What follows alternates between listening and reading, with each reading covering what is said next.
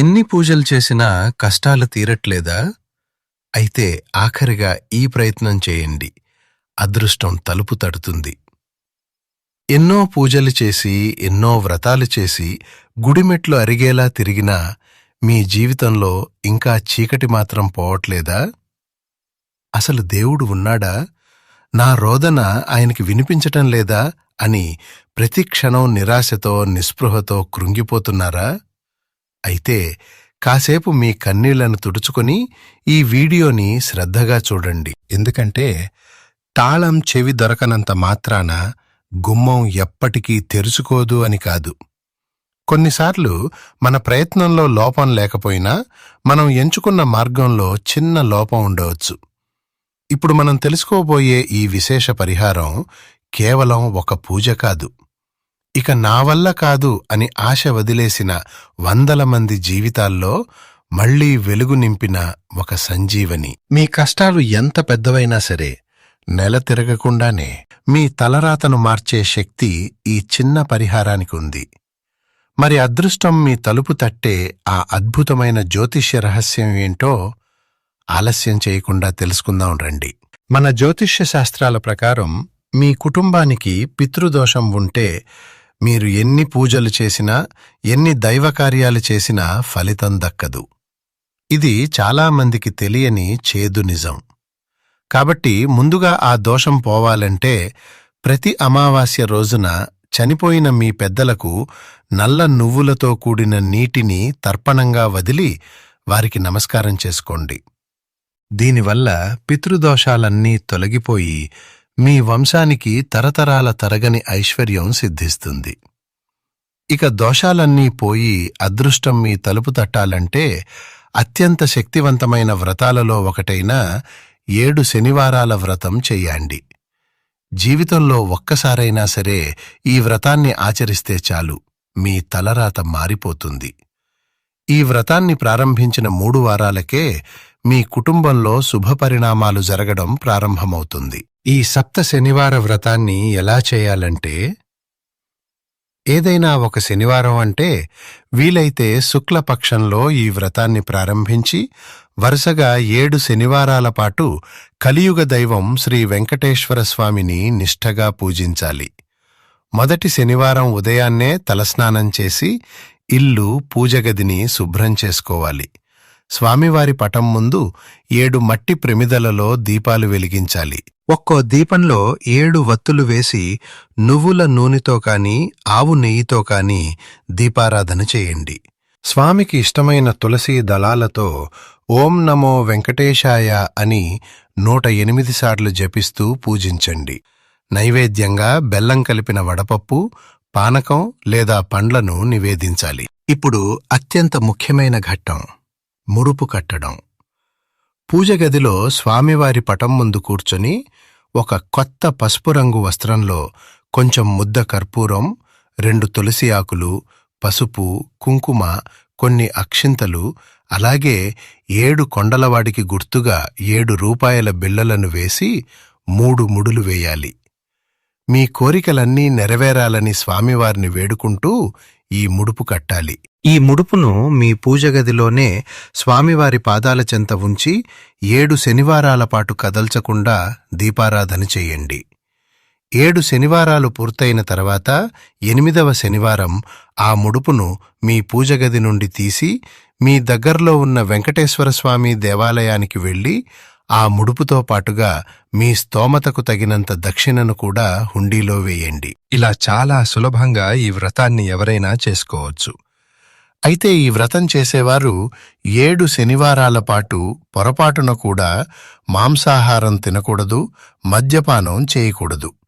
ఆడవారికి మధ్యలో నెలసరి వస్తే ఆ వారం వదిలేసి తర్వాతి వారం నుండి కంటిన్యూ చేయవచ్చు. ఒకవేళ ఈ వ్రతాన్ని మేము చేయలేము అనుకునేవారు ప్రతి నెలలో వచ్చే సంకటహర చతుర్థి రోజున వినాయకుడిని గరికతో పూజించి ముడుపు కడితే మీ కష్టాలన్నీ తొలగిపోయి కోరిన కోరికలు నెరవేరుతాయి. ఇక ఈ శక్తివంతమైన వ్రతాలతో పాటుగా ప్రతి ఒక్కరూ కొన్ని నిత్య నియమాలను పాటించాలి.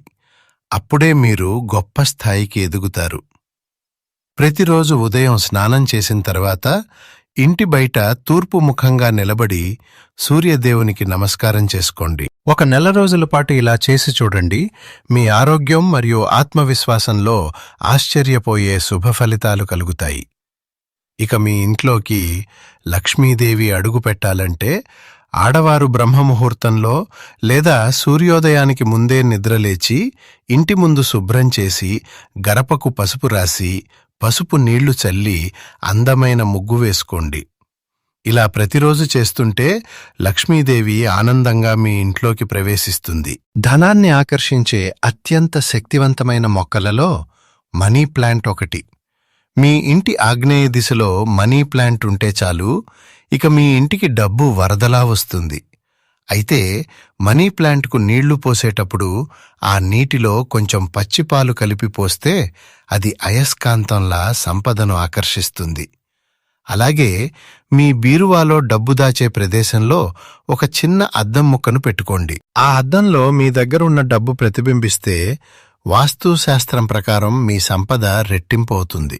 గోమాతలో 33 కోట్ల మంది దేవతలు నివసిస్తారు కాబట్టి సాక్షాత్తు లక్ష్మీ స్వరూపమైన గోవును పూజిస్తే మీ కష్టాలన్నీ వెంటనే తీరిపోతాయి.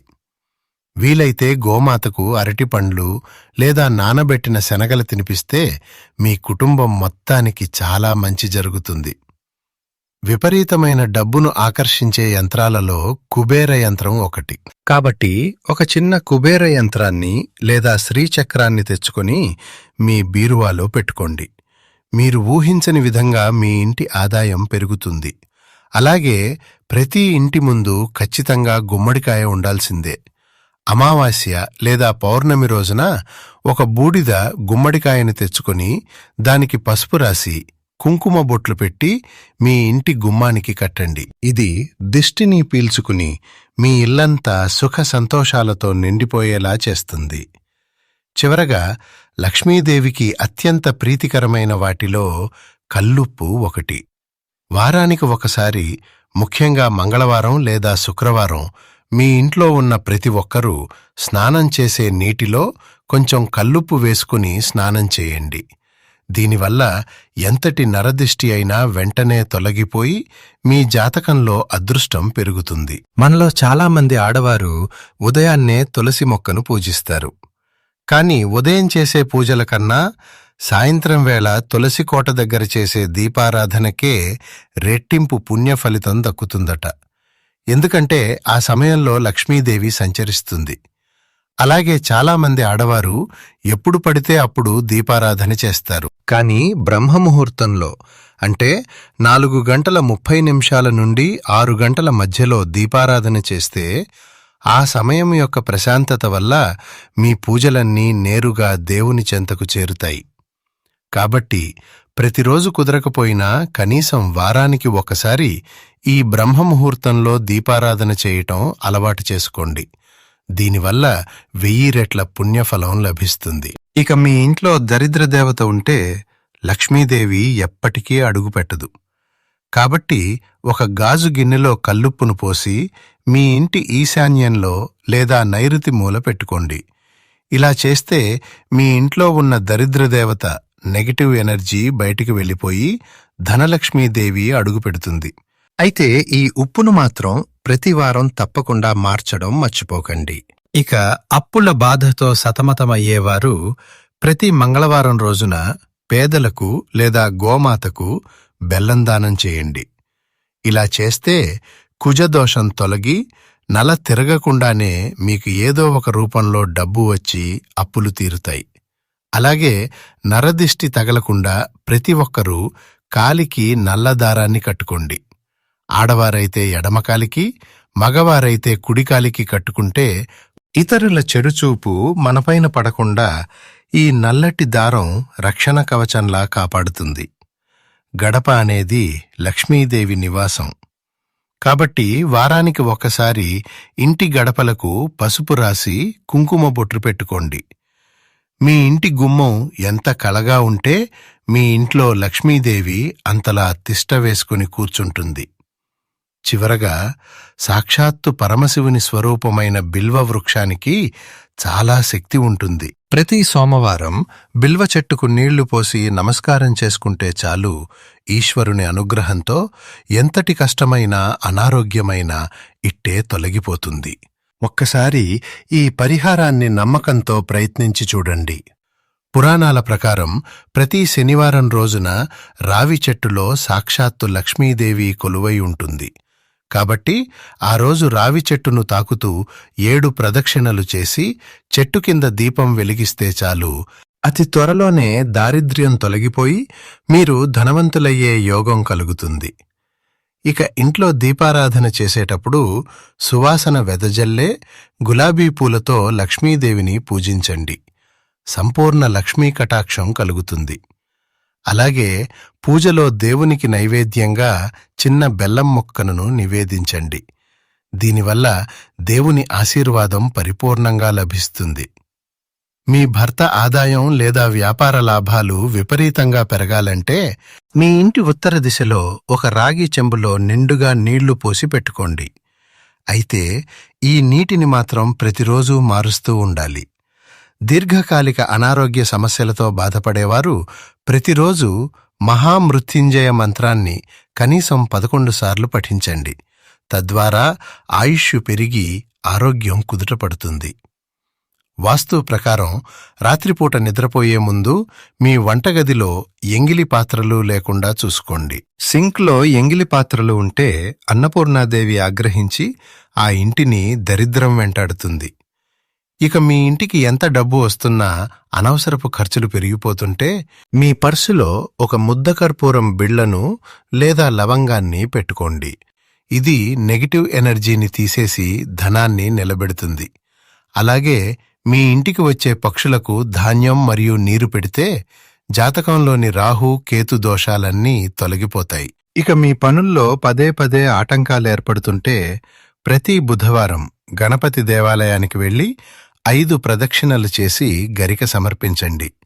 ఇక మీరు చేసే ప్రతి పనిలో విజయం సాధిస్తారు. జ్యోతిష్య శాస్త్రాలలో శ్రీ సూక్తానికి చాలా శక్తి ఉంటుంది. కాబట్టి ప్రతిరోజు లేదా శుక్రవారం శ్రీ సూక్తం చదివితే మీ ఇంటి ఐశ్వర్యం అంచెలంచెలుగా వృద్ధి చెందుతుంది. చివరగా మానసిక ప్రశాంతతను కోరుకునేవారు ప్రతి సోమవారం శివలింగానికి నీటితో లేదా పాలతో అభిషేకం చేయండి. ఈ విధంగా చిన్న చిన్న పరిహారాలను భక్తి శ్రద్ధలతో పాటిస్తే మీ సమస్యలకు శాశ్వతమైన పరిష్కారం లభిస్తుంది. ఈ చిన్న చిన్న పరిహారాలు పాటించి మీ కష్టాలను తీర్చుకోండి.